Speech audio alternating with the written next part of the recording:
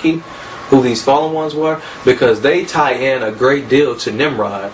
Because of course Nimrod, he built the Tower of Babel, or the Tower of Babel, and he had instruction.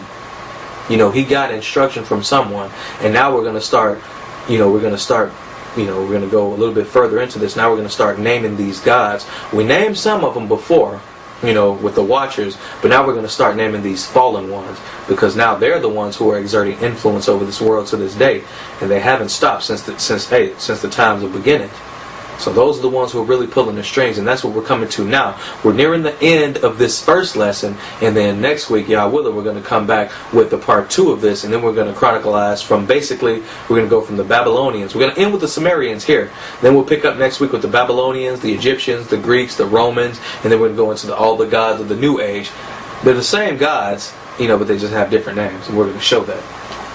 But overall, this lesson is called The Origin of the Gods and Forbidden Knowledge. But next week we're going to be naming the gods, and then we're going to go into the esoteric side, the different secret societies, or the watchdog groups, so to speak. But now, here we go. This is the book of Jasher, chapter 9, and we're going to read verses 1 through 39 right here. And here we go. And Haran, son of Terah, Abram's oldest brother, took a wife in those days. And Haran was 39 years old when he took her. And the wife of Haran conceived and bore a son, and his name is called Lot. And she conceived again and bare a daughter, and she called her name Milcah. And she again conceived and bore a daughter, and she called her name Sarai. Verse 4. And Haran was 42 years old when he begat Sarai, which is the 10th year of the life of Abram. And in those days Abram and his mother, a nurse, went out from the cave, as the king and his subjects had forgotten the affair of Abram. Verse 5. And again, that what they're talking about right here, some of Nimrod's conjurers, or some of his spiritualists, or some of his advisors, or whatever, so to speak, they saw visions of Abraham, and Abraham basically destroying, what Nimrod had what Nimrod had come to build. And so Nimrod sought to destroy Abraham, but as the story goes, Terah tricked Nimrod. He gave Nimrod one of his servants' eldest sons, and he hid Abram inside a cave. And so that's what this is talking about right here. If you guys want, I advise, man, please read that story. I believe that's in the 8th chapter of the book of Jasher. But for all intents and purposes, and for the sake of this lesson, we didn't read that. But I would advise reading this entire book, man, because it really fills in a lot of stuff. But that's what that story was talking about. So Terah had hid Abram and Abram's mother inside a cave, and so now Abram's 10, so now he's come out of the cave. That's what that particular verse right there is talking about. Verse 5. And when Abram came out of the cave, he went to Noach and his son Shem, and he remained with them to learn the instruction of the Most High Yah and his ways. And you see, remember when Noah gave Shem, his oldest son, he gave him the writings about how to heal with herbs and things like that, as we read in the Pseudepigrapha. And now we see why, because now we see why Noah loved his son Shem over his other sons, because his other sons were doing unrighteous things. The sons of Japheth and the sons of Ham. They were out warring and worshiping gods and things like that. But his son Shem and his sons were, Yah-fearing people. And remained with them to learn the instruction of the Most High and his ways. And no man knew where Abram was, and Abram served Noach and Shem his son for a long time. Verse 6. And Abram was in Noach's house 39 years, and Abram knew the Most High from 3 years old, and he went in the ways of the Most High Yah until the day of his death, as Noah and his son Shem had taught him. And all the sons of the earth in those days greatly transgressed against Yah. Here we go again. I know you're tired of hearing it, because I'm tired of saying it. But hey, that's what we do, man. Stiff-necked people. Stiff-necked, wicked, ignorant people. We do it. You know what I'm saying? So that's why we have to repeat it, so we get it through our thick skulls. You see. And they rebelled against him, and they served gods, and they forgot the Most High who had created them in the earth. And the inhabitants of the earth made unto themselves at that time every man his god, gods of wood, and gods of stone, which could neither speak, nor hear, nor deliver. And the sons of men served them, and they became their gods. There we go. Again, the origin of the gods. You see, brothers and sisters, it ain't got to be, some fallen one to worship as a god. I mean, those are gods, you know what I'm saying? But you could be worshiping your chain. If you covet that chain and love that chain more than you love Yah, that's your God. If you covet money and love money more than Yah, then that's your God. If you covet having sex or just lust and all of that, that demon of lust is your God. It's just that simple. You know what I'm saying? But these people were making engraven images. You know what I'm saying? If you worshiping and kissing a doggone Virgin Mary image or whatever, that's your God. The mother goddess. We're going to dissect that next week, not to get too far ahead of myself. But I say all of that because anything you put over Yah, that becomes your God. That's why Yah in the Ten Commandments, he said, I am the Most High, thou Father Yah. Thou shalt not have any other Elohim or gods above me. You know what I'm saying? Because once you put that above Yah, then you're lessening Yah's authority, which is wrong. In Terah, Abraham's father was a big God worshiper, as we're going to read here in a couple seconds. Verse 7. And the king and all his servants, and Terah, who was Abraham's father, with all his household, were the first of those that served gods of wood and stone. So here we go right here. Ain't that something? That's interesting right there. We're going to find out who gave them the inspiration to worship these gods of wood and stone. And Terah had 12 gods of large size made of wood and stone after the 12 months of the year. Isn't that something? And he served each one monthly. Every month Terah would bring his meat offering and drink offerings to his gods, and thus did Terah all the days. So that's the same thing as the whole astrological sign, where, I'm a Capricorn, I'm a Scorpio, I'm this. Those are gods, brothers and sisters. Be careful with that stuff. Verse 9. And all that generation was wicked in the sight of the Most High Yah, and thus and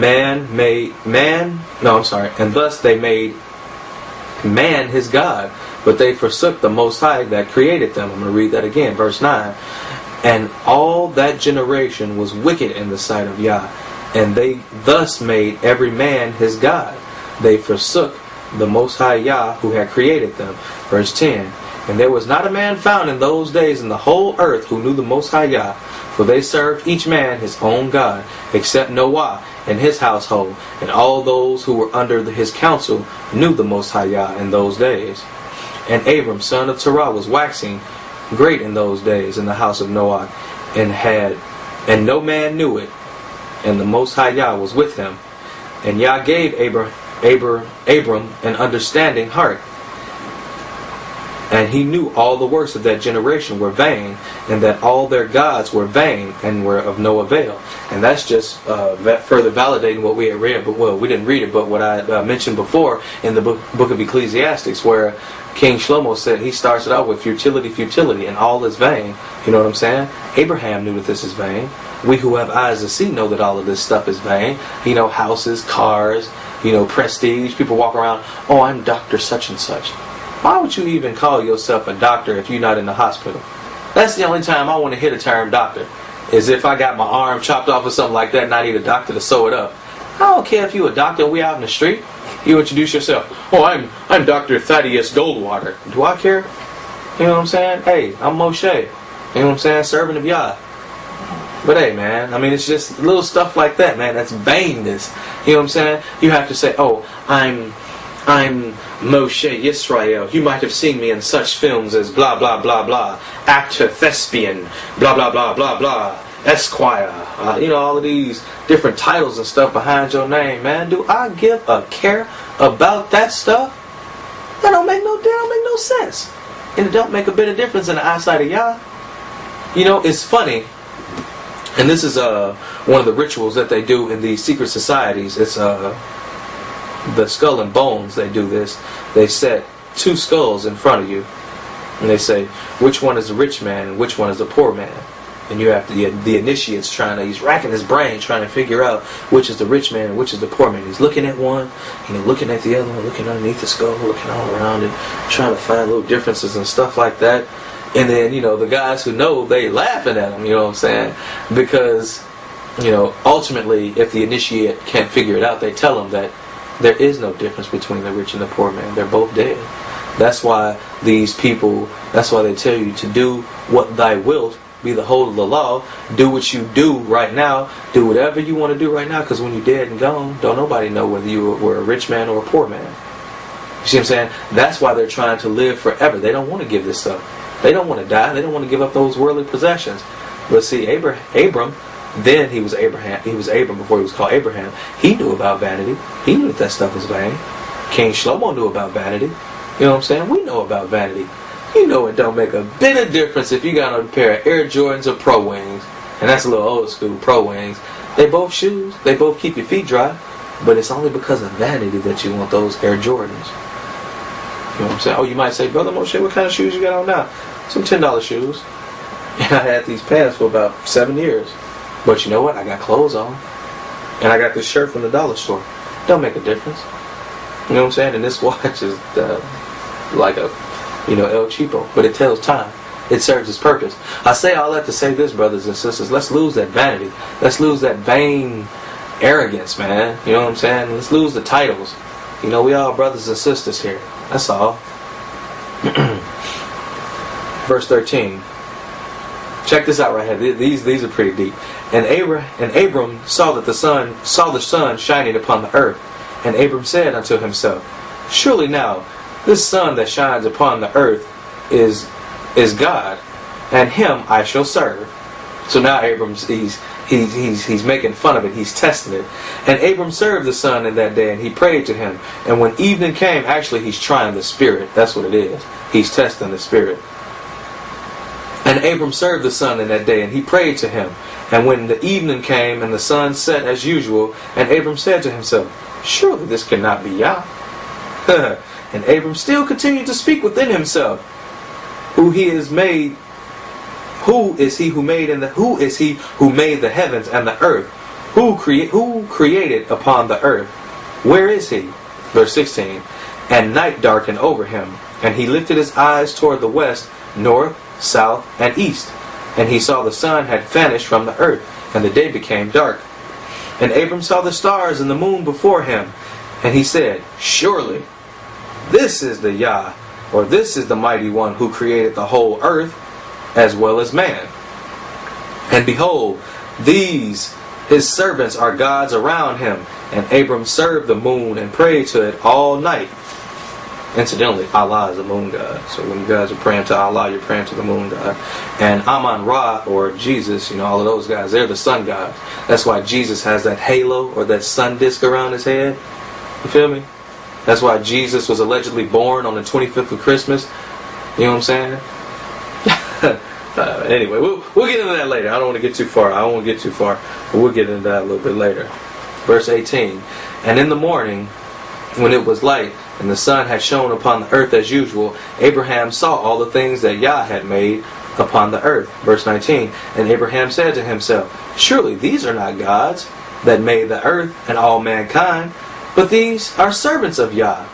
And Abram remained in the house of Noah, and there knew the Most High Yah and his ways, and he served the Most High Yah all the days of his life. And all the generation forgot the Most High and served other gods of wood and stone, and they rebelled in all their days. So basically what Abraham was doing in that short section right there was Abraham was trying the spirit. Abraham was like, okay man, all these other people worshiping the sun and worshiping the moon and worshiping the constellations and building altars. Let me see, is there some validity to this? So he went down and did it, and he saw that there was no validity to it. And so he knew beyond a shadow of a doubt that Yah was real. So brothers and sisters, I offer this to you. If you think Jesus is real, test the spirit. If you think Buddha is real, test the spirit. If you think these gods and these deities can offer you any truth, test the spirit. Take Jesus up against the scriptures. You know what I'm saying? See if Jesus doing away with the Shabbat compares with Yahushua keeping the Shabbat. Because Yahushua says, I am the master of the Shabbat. And there are several scriptures in here that cite Yahushua going in to worship on the Shabbat, as was his custom.